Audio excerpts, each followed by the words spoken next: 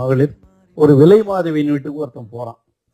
போகும்போது அங்க அந்த அம்மா கேக்குது, நீ பார்த்து நீங்க சைவமா வைணவமா அப்படின்னு கேக்குது. அவனுக்கு ஒன்றும் புரியல. அவன் பணம் எவ்வளோ 5 கொடு 10 கொடுன்னு கேட்டான்னா ரைட்டு.